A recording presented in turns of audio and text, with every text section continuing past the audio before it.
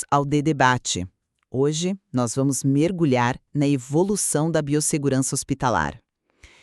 Se a gente olhar para o cenário antes de 2020, o foco das instituições era, quase puramente reativo, sabe? Aham, bastante reativo. Mas com as novas diretrizes agora desse biênio, 2024-2026, nós estamos diante de uma encruzilhada. A nossa questão central hoje é a seguinte: a transição daquele antigo PPRA para o novo Programa de Gerenciamento de Riscos, o PGR, junto com as metas do Plano Integrado 2026-2030.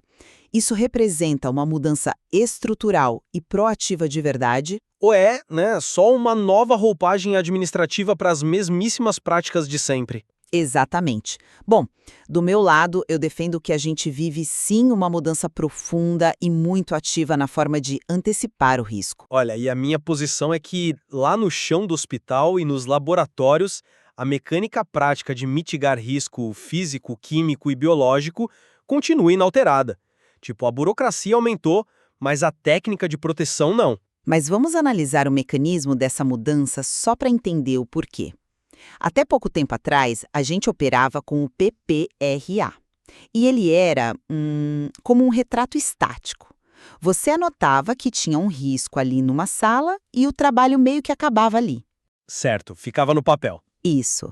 A grande virada dessa nova portaria que colocou o PGR dentro da NR32 é que ela exige uma mente preventiva. O PGR agora obriga o hospital a mapear um agente considerando onde ele está, a transmissibilidade, a persistência no ambiente. Sim, mas... Ele força a instituição a caçar o risco de forma dinâmica, sabe? Antes que cause um surto. A teoria é linda, mas na prática a história é bem diferente. Toda essa nova arquitetura de documentos ainda se apoia nas mesmas fundações. As regras de contenção, a rotulagem de produtos perigosos, tudo isso continua baseado na NR32 original, lá de 2005. Mas a abordagem mudou. Peraí, a execução na ponta da linha não mudou nada. O profissional de saúde continua calçando luvas, usando a máscara N95 e seguindo as precauções padrão clássicas. A gestão pode até estar usando planilhas muito mais complexas hoje em dia, mas o ato físico de proteção é rigorosamente o mesmo. Mas a proteção física não vive no vácuo, né? Ela depende totalmente da cultura institucional. Olha o que aconteceu com os riscos biológicos mais recentes. A lista da OMS de 2024 sobre os micro-organismos multiresistentes acendeu um alerta vermelho global. Nossa, sem dúvida. E como o novo plano integrado responde a isso? Com a meta 15. Ela não diz só, lave as mãos.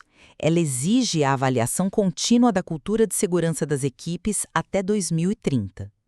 Quando você mede o comportamento sistêmico, você altera os fluxos de trabalho para que o erro se torne quase impossível.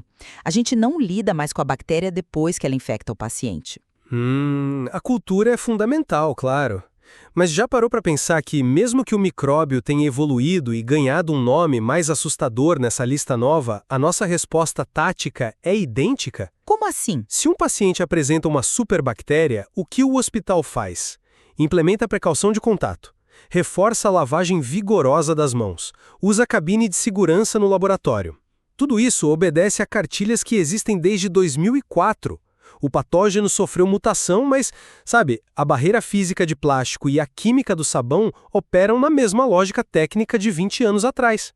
Eu concordo que o sabão é o mesmo, mas a forma de mapear a exposição mudou radicalmente. E isso fica muito mais evidente quando a gente passa para os riscos químicos. Fazer essa transição para o PGR ativo é trocar um mapa de papel por um GPS em tempo real. Não sei se eu concordo com essa metáfora. Deixa eu explicar.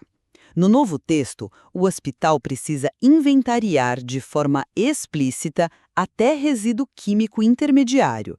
Se uma reação no laboratório gera um gás tóxico por só 5 minutos, esse gás precisa ser documentado e neutralizado ativamente agora. É muito granular. Olha, essa sua analogia é perfeita para ilustrar o meu ponto. Você tem um GPS de última geração, mas o carro e a estrada são do século passado, entende? A manipulação desses químicos ainda acontece dentro das mesmas capelas de exaustão, entende? Sim, a infraestrutura é a mesma, mas Os técnicos continuam consultando as clássicas FISPECs, os chuveiros lava-óleos obedecem aos mesmíssimos parâmetros de engenharia. Exigir que o hospital liste um subproduto temporário lá no papel não altera o fato de que o motor de exaustão que protege o pulmão não mudou uma vírgula. entendo seu ponto. Ainda assim, você tem que admitir que os documentos agora desse biênio 2025-2026 elevaram a régua da fiscalização a um nível absurdo. Os indicadores do Núcleo de Segurança do Paciente, do NSP-Visa, eles cruzam dados e exigem notificações que a gente simplesmente não via na década passada. Com certeza, temos um consenso aí. O nível de exigência documental e o rigor da fiscalização sanitária estão sem precedentes, de fato. O nosso desacordo é sobre o impacto disso. Preencher formulários mais detalhados não significa automaticamente que a rotina tática sofreu uma transformação real. Para mim, é um avanço nominal, mas não operacional. E eu mantenho que essa pressão analítica constante molda sim o ambiente. Esse rigor força uma antecipação de cenários que estruturalmente salva mais vidas do que aquele modelo passivo diante de 2020. Mas claro, existem muitas nuances nisso tudo. Muitas. Fica o convite para quem nos ouve. Explorem as normativas do novo PGR e o plano integrado para formarem suas próprias conclusões. Recomendo fortemente o mesmo. O contraste entre o planejamento no papel e a realidade na beira do leito revela bastante sobre os nossos gargalos. Com certeza. Afinal, a biossegurança não pode ser só um manual acumulando poeira na gaveta, né? O desafio é descobrir se conseguimos torná-la tão dinâmica quanto os riscos diários.